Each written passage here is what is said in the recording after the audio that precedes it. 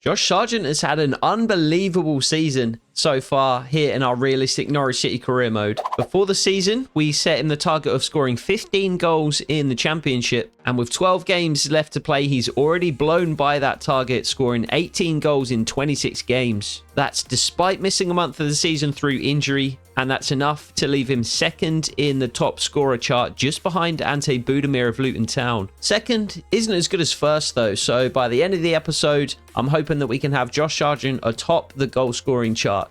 Sargent isn't the only one having a good season though. Borja Sainz has scored 10 goals and assisted for 13 in 30 games. 23 goal contributions is incredible. Johnny Rose had a solid enough season with 9 goals and 4 assists. Adam Ida has 6 goals in just 17 appearances. Marcelino Nunez has 7 assists to his name. And even Marius Wolf has cropped up with 3 goals and 5 assists so far. With a 5-point lead over third place Middlesbrough, we're going to need all of those players to continue playing well if we are going to hold on to second position. Fortunately, we have several excellent opportunities to put some points on the board in today's episode. Our featured game will be a trip to MKM Stadium to take on playoff chasing Hull City. We'll be simulating games against Cardiff and against Bristol, and I'll be showing you highlights of our games against QPR and first at Carrow Road against Watford. It was a comfortable 3-0 victory last time we played Watford at Vicarage Road, but we can't underestimate any opponents at this stage of the season. We can't afford to get complacent. We have to go out and ensure that we win as many games as possible on this home stretch. Watford will of course be without Wesley Hoyt today as he starts at centre-back for us after his move in January. He's joined at right back by Bobby Parker, who'll be making his first start in the Championship after making his debut against Peterborough in the FA Cup. Watford came to Carrow Road with a game plan. They sat back in a low block and they defended. This was probably the best chance we had in the first half, and it was a shot from 20-25 yards from our centre-back Jose Cordoba, easily saved by the Watford keeper. Watford didn't commit too many bodies forward in attack, but when they did, they looked fairly dangerous. Their goal came from a lucky deflection though, a good block in the penalty area from Wesley Hoyt, but Asprilla was on point to put it home. We pressed and pressed for an equaliser. Josh Sargent setting up Ashley Barnes, our second half substitute, for what looked like a sure goal, but Barnes, maybe a little rusty from a lack of match time, put it wide. And just a few moments later, Barnes found himself through on goal. Not the paciest, but he is strong enough to hold off the Watford defenders. But again, he just can't finish, hits it straight at the goalkeeper. We've seen a number of good goalkeeping performances against us this season, and this was another one. And with about 20 minutes left to go, it was looking like it just wasn't going to be our day. This was save of the day from Hamer. Borja Sainz winning the initial header from the corner. The Watford man turning it towards his own goal, but an incredible reaction save from the Watford keeper keeps it out. From the resulting corner though, we would finally have a way back into the game. Marcelino Nunez found the head of who else? Josh Sargent, who rose highest in the penalty area to put it finally beyond the Watford goalkeeper for an equaliser. And it looked for a moment as if Tiano Ballo may even have found a winner, breaking forward from midfield and shooting from range. Hamer would, for one of few times in today's game, have been beaten, but unfortunately the shot deep into injury time flashed just wide. So really disappointing to drop points against a side that we probably should be beating, especially when we had so many more opportunities than they did. But as I said, Watford came to Carrow Road with a game plan. They implemented it to perfection, and they did manage to come away with a point themselves. Did also get a glance at scores from around the league, and Leeds not only dropped points but lost their game, as did Burnley. That brings us to our second and featured game of the episode as we take on Hull City at MKM. Johannes Thorup has gone back to the 4-4-2 formation that's been used to some success already this season. Jason Steele, of course, starts in goal. It's going to be a back four of Wolf, Duffy, Hoyt and Toffolo. Fasnacht again gets the nod as a more traditional right midfielder. Nunez and McLean at centre midfield. Borja Sainz on the left, and Adam Ida joins Josh Sargent up front for this one. Hull City are another team currently chasing a playoff place, but we are of course chasing an automatic promotion place. So both teams eager to grab the 3 points today. Let's head over to MKM Stadium and make sure we're the team that gets them.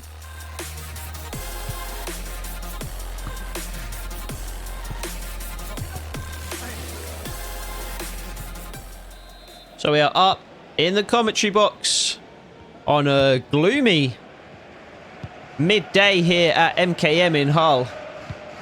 We got the midday kickoff live on Sky Sports today. Two teams very much looking for a way up into the Premier League, but via two different routes would be the plan. We are very much looking to secure one of those automatic promotion places. I think top of the table belongs to Leeds. Josh Sargent, can he score early? Good save. Good save from the Hull City goalkeeper. Josh Sargent looking sharp though. I think Leeds have top spot all but locked up. They're 6 points ahead, and I mean, 6 points isn't an unassailable lead at this stage of the season. Well in Christian Fasnacht. Bright start from Norwich City. Big switcher plays on to Marius Wolf. A little bit of a loose pass, but Marcelino Nunez collects. We have still double-digit games left to play this season. So a 6-point lead is theoretically one that we could overcome. But of course that would mean that Leeds would have to continue dropping points as they did to open the episode. And there's only so many times that that's going to happen. And we, of course, have to avoid dropping points ourselves. Well in, Adam Ida, 2-on-1 now. Josh Sargent making a run across the box. Adam Ida tries to take it himself. He doesn't have the feet. So we need to win games also, not only to make sure that we finish in one of those automatic promotion places, but because of that custom objective, we are trying to win 60% of our games this season. That means we need to get up to 28 wins. 28 out of 46 would be almost exactly 60%. So dropping points against Watford is bad not only for our automatic promotion hopes, but bad for our potential playoff policy, transfer policy next season. And the same is going to be said for every single game on this run-in. We need 3 points, not just for our position in the table, but looking ahead to next season as well. Too much space. Far too much space. That was my fault, to be fair. I switched on to, I think it was Marcelino Nunez, and they dragged him away from the Hull City player. I didn't anticipate that that was the player that was going to receive the ball there. And I tried to read the pass going to somebody else. It was actually Shane Duffy. Nope, it was Wesley Hoyt. Third time lucky. And you could see Wesley Hoyt just kind of backed off to that player behind him. That's where I thought the ball was going. Instead it goes to Carvalho. And he makes no mistake with the finish. Hull City take an early lead. 12 minutes into the game. And for the second time in the episode, we find ourselves 1-0 down. We knew there were going to be holes in behind with this 4-4-2. That is the nature of this formation and this system compared to the others. But we tried playing 3 at the back against QPR in the opening episode of the series. Against a similar setup, to be fair, a 4-2-3-1. A team playing the kick and rush tactical vision. That's what QPR played. That's what Hull City are playing today. And we lost 1-0 against QPR. So I thought I'd go with basically the complete opposite approach today. Not trying to kind of keep possession with our back 3 and slow the game down, but instead take the game to Hull City with 2 strikers. But unfortunately it looks like that's not going to be the appropriate approach here either, because despite a positive start to the game, Hull City have got on top relatively quickly and relatively easily. That's a loose pass. Christian Fasnacht, make a run in behind, please. And it's going to be a Hull City free kick. It really feels like this is just going to be an episode that just doesn't go our way. That was the case against Watford. I know we did come away with a point in the end, but we should have had far more than that. Based on the number of chances that we had in the game, we had a number of really good opportunities. Like, not just chances, but clear-cut chances. The Ashley Barnes one-on-one springs to mind. The opportunity just before that, again for Ashley Barnes, stands out as well. Josh Sargent hit the post. That was something that didn't even come up as a match highlight for me to show. I'm not sure why that's the case. Every time we hit the post, it never appears as a highlight. But that was probably as close as we came to scoring in the game. Christian Fasnacht, good run. Josh Sargent, has he overcooked it? No. Fasnacht. Good run from Marcelino Nunez as well. We're just disjointed in this 4-4-2. We haven't used it anywhere near as often as the 4-2-3-1 or even the 3-4-3 formation. And it certainly is showing. We are not playing the kind of free-flowing, fluid football that we have been tending to play this season. And look at that. Case in point. And Hull City could be in for a second. We've been seeing some FC25 leaks in recent days. One thing I haven't seen, but that I would like to see, is the ability to switch between game plans in-game. So, for example, Christian Fasnacht. Kenny McLean. What a poor pass.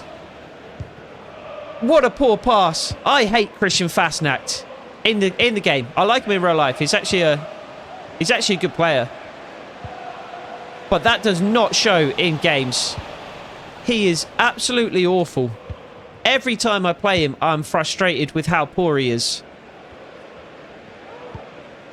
He does manage to find Marius Wolf on the overlap, though. I'm not sure Christian Fasnacht is going to play for us again this season.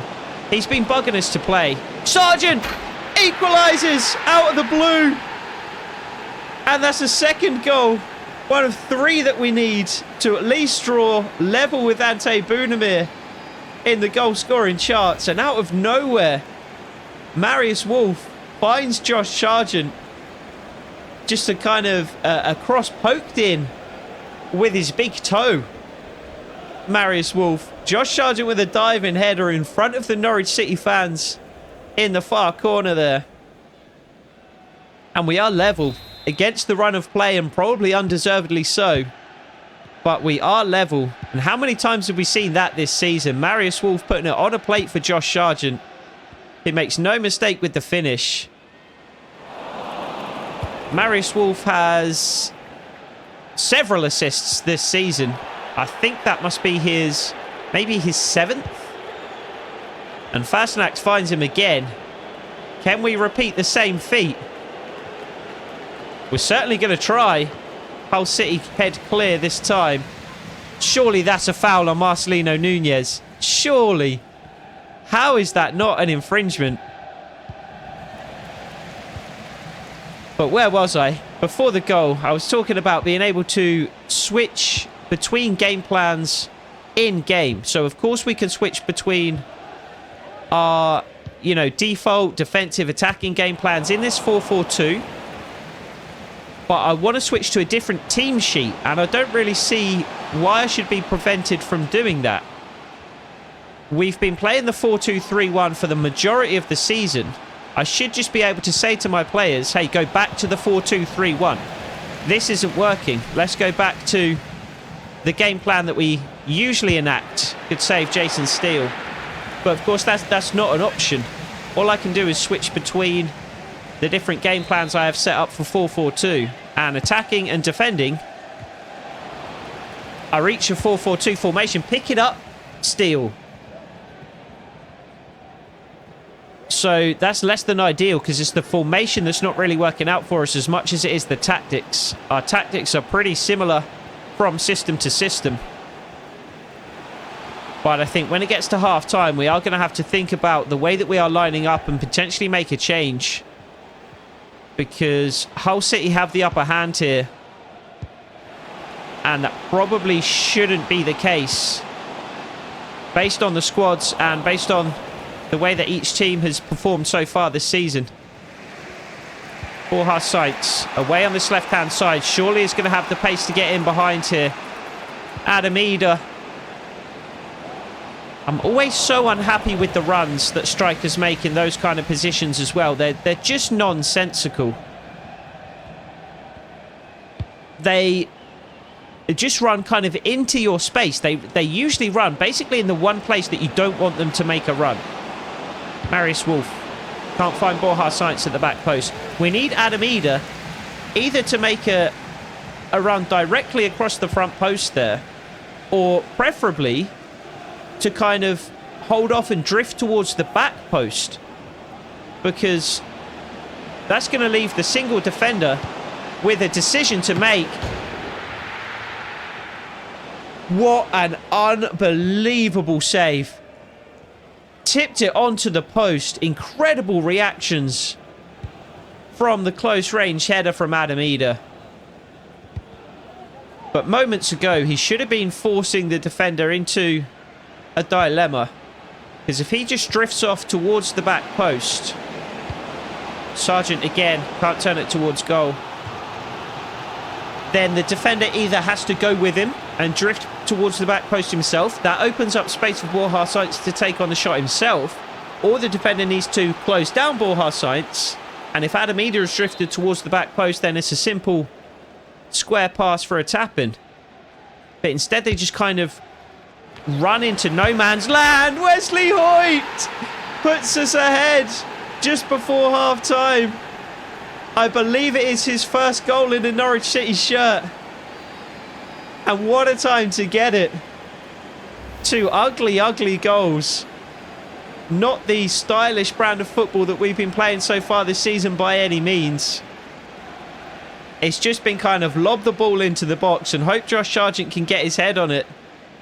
He got his head on it for the goal to level the scoring. He got his head on it from the corner there. But it's Wesley Hoyt on the rebound that actually puts the ball into the back of the net. And Wesley Hoyt has been a revelation for us. Callum Chambers we brought in with high hopes of making a real impact defensively. And I would say he did until he got injured. And Wesley Hoyt has taken the baton from Callum Chambers and absolutely run with it. He's been excellent defensively.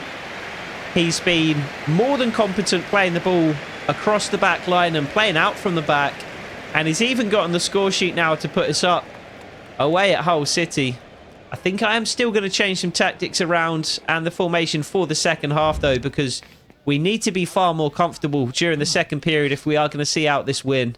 Thank you for checking out this episode of our realistic Norwich City career mode. If you're enjoying the content, make sure you leave a like. And if you want to see more content like this in the future, make sure you hit that subscribe button. We're approaching the end of the FC24 cycle now, but there'll be plenty more content to come with the release of FC25, including 12th man memberships. If you want to get more involved with the channel, check out the membership tiers on my homepage. Memberships start at less than £2 per month and come with a whole host of benefits and rewards, including you being able to feature in my career mode saves. We'll be starting a road to glory with a created club as soon as FC25 drops. So if you want to be included in the save or even feature in our starting 11, become a 12th man member of the channel today. 12th man members also get exclusive early access to all of my videos, not only my career mode series, but also my realistic slider sets and everything else in between. If you want more information about exactly what each tier involves, be sure to check out this video on my homepage. If memberships aren't for you, you can also join the public area of my Discord server,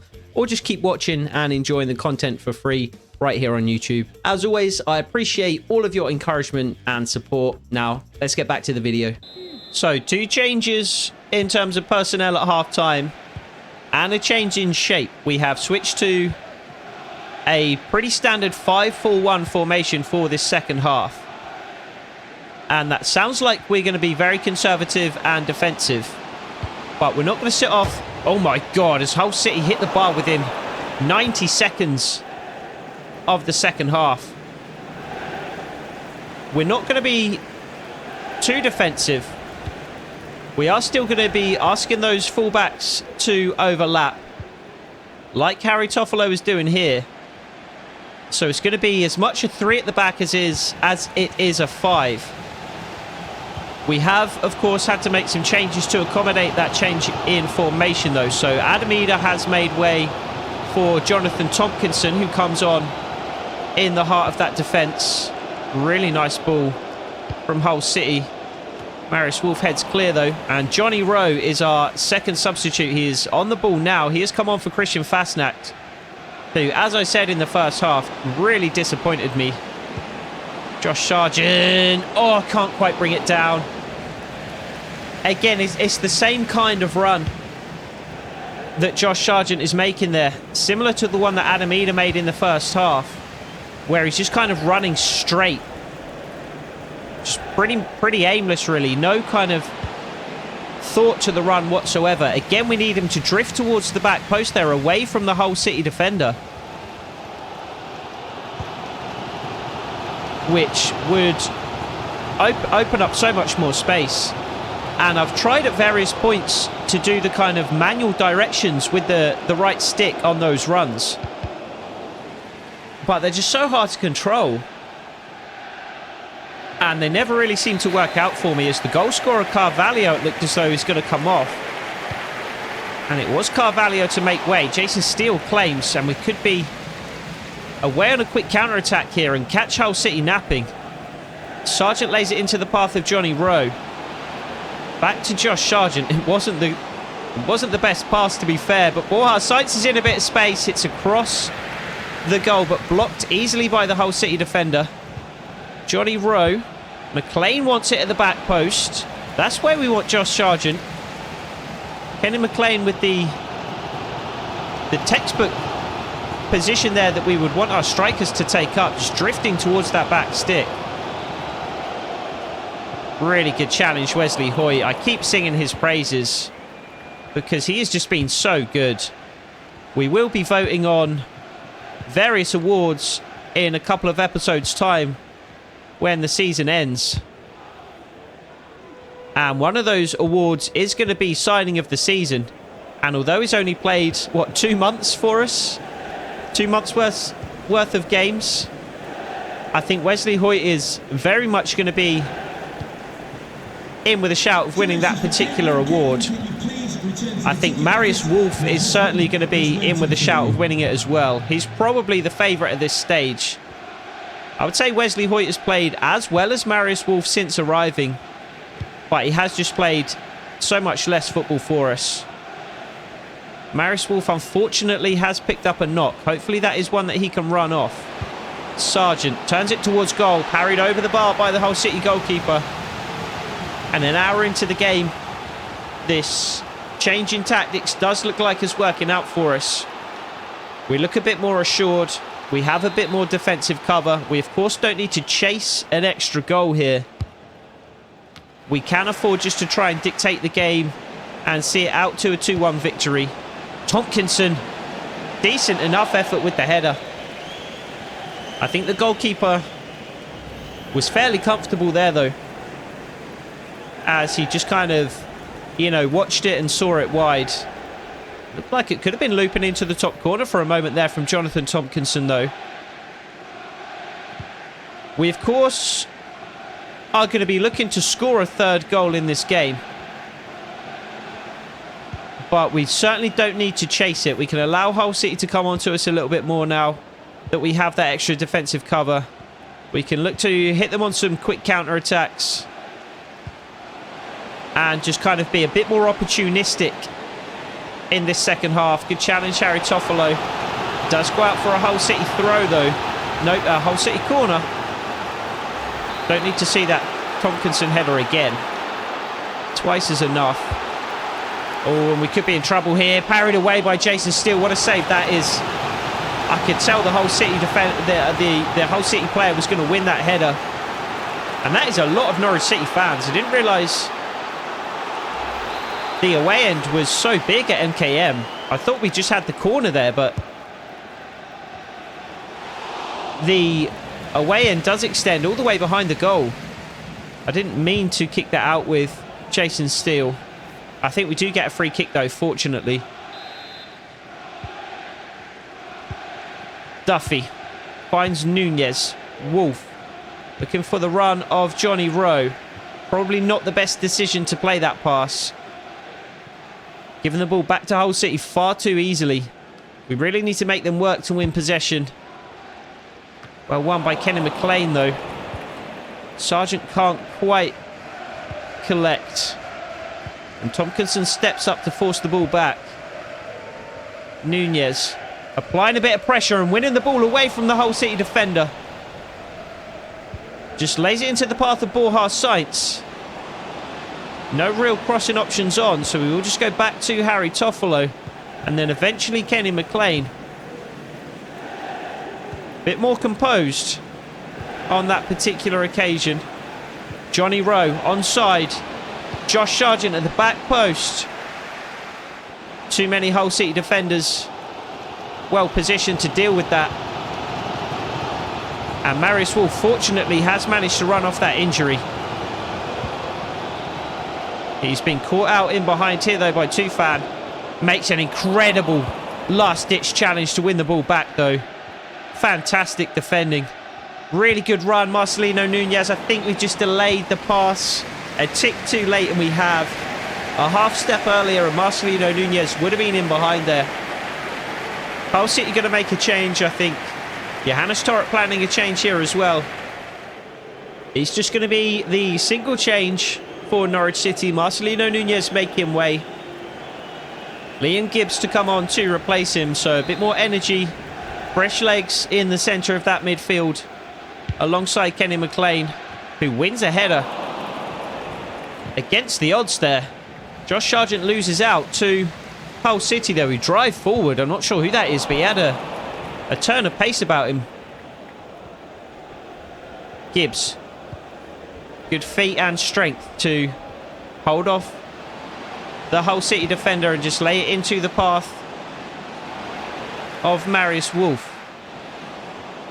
Or Johnny Rowe and then Marius Wolf. Kenny McLean pressing high. Or Sainz doing the same. Hull City go route one though.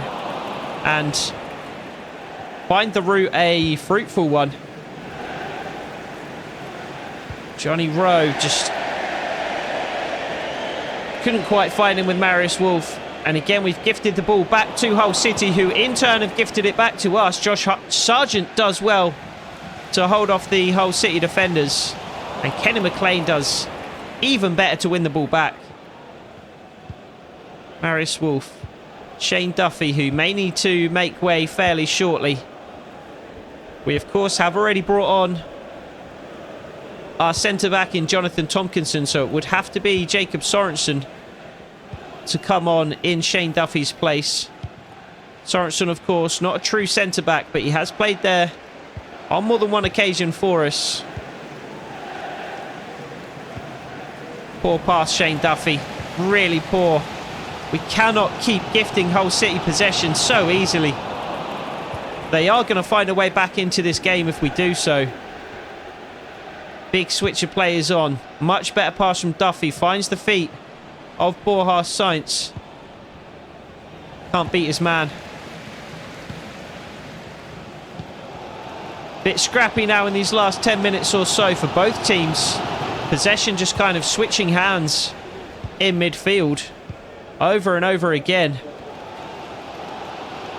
Hull City looking to do a bit of damage on this occasion though. Liam Gibbs trying to prevent them from doing that damage. Do manage to force the ball wide, where Harry Toffolo puts in a really good challenge and just lays the ball into the path of Borja Sainz. Harry Toffolo on the overlap, but Borja Sainz doesn't quite lay it far enough out in front of him to take advantage of the space. Johnny Rowe. Marius Wolf with another excellent overlapping run. Whips it across the 6-yard box. That was the intention anyway. Dealt with well by Hull City. Blocked almost immediately and put out of play with 5 minutes left to go. Let's make our last couple of changes here. So 2 final changes for Johannes Thorup. Jacob Sorensen will come on for Shane Duffy. Josh Sargent will make way. And it's actually going to be Tiano Ballo to go on up front in Josh Sargent's place. So basically just fresh legs and a willingness to press for Tiano Ballo. Not expecting him to make a real impact up front in terms of grabbing a goal. But his job is simply just to pressure this Hull City backline and force the ball backwards as often as possible, which he has managed to do there. Forced a long pass from the Hull City goalkeeper, and we pretty much just need to try and see out this game. Keep possession for as many of the remaining, 4 or 5 minutes as possible. And we don't even really need to possess the ball in Hull City's half. We can allow them to come onto us, and with 3 centre-backs we can just work the ball across the back line. Just a single man in the press for Hull City. You would think at this stage of the game they would be committing a few more players to the press, but apparently not. Now a few more players start to get involved. It's still not going to be enough though. That's what I like about these 5 at the back formations. You can keep possession so easily. Johnny Rowe though gives it away. Marius Wolf does well to win it back. And we should be able to see out these remaining couple of minutes, or couple of seconds even. And the referee's final whistle does go. And somehow we have come away with all 3 points there. That is a game we did not deserve to win. Absolutely not. We've lost or drawn games that we have deserved to win this season. This time we win one that we deserved to, at the very best, draw. I would say a draw, probably a fair result on the balance of things. But Wesley Hoyt does come away with his first goal of his Norwich City career. And we do come away with all 3 points as a result. And those 3 points could prove to be huge come the end of the season.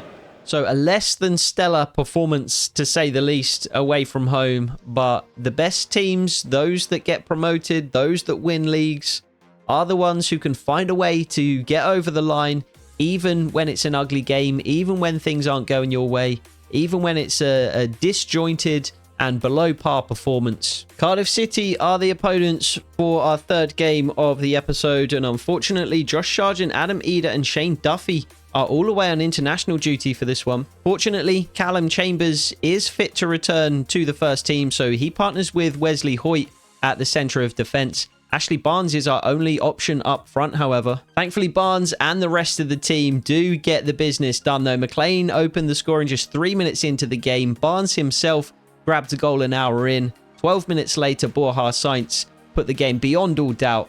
Convincing 3-0 victory. And I don't want to jinx it, but we do have another unbeaten month going here as we take on Bristol City at Carrow Road. And the unbeaten month continues. Kenny McLean in rich goal scoring form. He grabbed 1 in the last game. He's grabbed 2 here. The first just after half time. Bristol City did manage to equalise 20 minutes from time, but they also had a man sent off 5 or 6 minutes later. Kenny McLean grabbed the winner in the 83rd minute, which brings us to our 5th and final game of the episode against Queen's Park Rangers, who may be struggling this season, but that didn't prevent them from taking all 3 points from Carrow Road in our opening game of the series. We learned our lessons from that game, however, and we are going to look to take the game to QPR a little more this time at Loftus Road. We suffered an early scare in this one. Set pieces again causing an issue as the ball looped up into the air from the long QPR free kick. The header off the rebound fortunately ended up dropping right onto the top of the bar. Jason Steele would have been caught out off his line. Marcelino Nunez has been known to cause some trouble from set pieces as well, and we were hoping that he might do that from this free kick. but he ended up absolutely blazing it over the bar. Pretty sure it went up into the top tier. But 39 minutes into the game, we would have a lead. Josh Sargent squaring it for Tieno Ballo to get on the end of.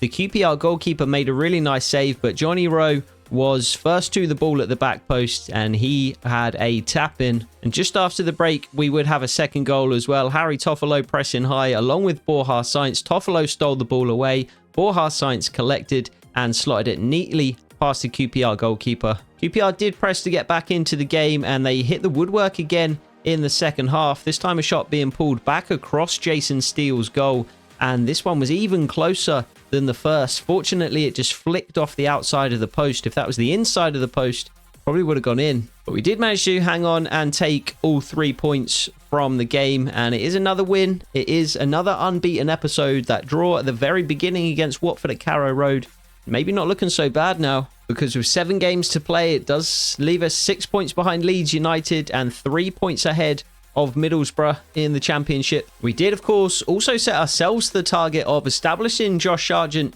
as the league's top goal scorer by the end of the episode. Unfortunately, while Sargent did his part, grabbing another 2 goals in this month, Budimir unfortunately grabbed 5 of his own and actually extends his lead at the top of the goal scoring charts to 26 in 32. So it doesn't look like Sargent will be finishing as top goal scorer, but his goals can still contribute to us winning games, which is exactly what we'll try and do in the month of April. There'll be 5 games to get to as we host Luton Town, Oxford United and Sheffield at Carrow Road, and we'll also be travelling to Millwall and Blackburn away. So we are just 3 points ahead of Middlesbrough, and we do just have 2 episodes left to secure that second automatic promotion place. So we will continue to try and do that in the next episode. I hope to see you there. Take it easy.